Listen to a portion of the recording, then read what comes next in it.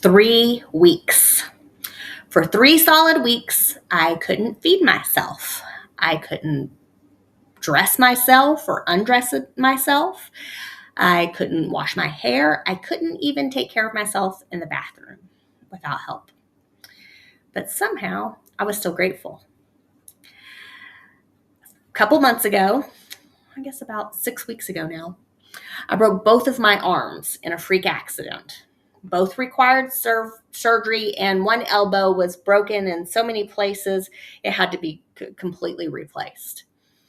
And the weirdest part is, this experience proved to me that my spiritual practice actually works. My boyfriend and I were just walking along on the sidewalk on a Sunday afternoon. It was beautiful outside, about 82 degrees, a completely normal day. And then I tripped on a broken piece in the sidewalk and fell forward. Immediately, like, I knew, yeah, I'm not good. He was like, "I think you're okay." I'm like, no, I'm not okay. One arm was broken and dislocated, and the other was shattered in several places. It's what they call a comminuted fracture. It took me a long time to learn that word, and I joke that I wish I would have never had to learn it. But a comminuted fracture, where it's broken in several places, and I ended up needing surgery on both arms, and my right elbow, it had to be replaced. Honestly, the physical pain, it was awful, was not the thing that shocked me the most. What shocked me the most was my mindset. Because a few years ago, I just don't think that I would have handled it the same way at all. So here's the deal. I'm self-employed. I'm an attorney in a small town. It's just me and my assistant. And when I don't work, the office just generally doesn't make any money. I have to be there for people to come in and hire me and bring the money. So logically, like, I should have been terrified. I couldn't drive. I couldn't type. I couldn't work, right? I couldn't, I had to have help in the bathroom, and my assistant did not get hired for that job, right? But underneath all the fear, I still had this like deep sense that things were going to be okay. I'm going to be okay. It's going to be all right, right?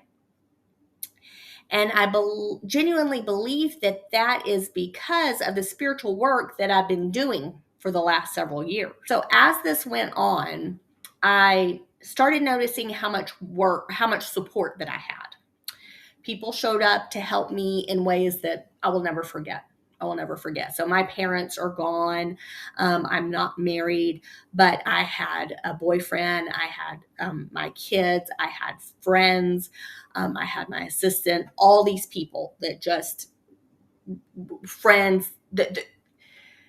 How can I help? How can I help? And sometimes people say that, and you're not sure, if they'll really do it. But I would say, "Hey, can you this or can you that?" Yes, Amanda. Anything you need, right? They helped me wash my hair. They helped take care of me, like when I couldn't function on my own, right? I had people who loved me. I had support. And it was so odd. I just felt so grateful. I just felt so grateful instead of bitter, which would have been really easy to do. It was such a freak accident. It's not like I was doing anything risky. Then there was the financial side. Right after the accident, I had this moment where it hit me really hard. I had just paid myself, and I was about to send my tithe. Part of my financial, or part of my spiritual journey has been tithing. I send 10% of my income every month to the place where I get my spiritual food. I started this back in 2020, and 10% is a lot of money, right? And I was also about to send my money to the federal government for taxes. That's usually between 25 and 30%. And I'm on the computer. I'm getting ready to send it. And I remember thinking, man, maybe I should hold on to this money. I don't know how long I'm going to be out of work at this point. I don't know if I'm going to have both arms in splints for 6 weeks, 8 weeks. I don't know, right? What if I can't work? I could be out of the office for months, right? And I was scared, but I thought, no. These spiritual principles that I've been practicing have carried me this far, and I'm going to trust. I'm going to trust that God, the universe, that I'm going to be okay, right? So I hit send. I sent the money anyway. And somehow, even after missing over 3 weeks of work, I made more money that month in April than I had made in the past several months, right? January, February, March. April was the month that I missed 3 weeks and 2 days, and I made more money. The last week and a half of the month, all the money came in. And to me, that experience deepened my faith even more. So, what exactly is the spiritual practice that helped me stay so resilient, helped me keep the faith, helped me trust? It wasn't just one thing, it was years of small daily practices, working on gratitude, forgiveness work, prayer, setting goals, and asking God for guidance, following what I believe is my divine purpose, tithing consistently. And this other little practice that I call Atta Girls. It's very simple. Each day, I intentionally acknowledge what I did well instead of only criticizing myself. I really believe those practices trained my mind before this crisis ever even happened. So when life hit me hard, I was prepared. I didn't completely collapse emotionally. So I'm still healing.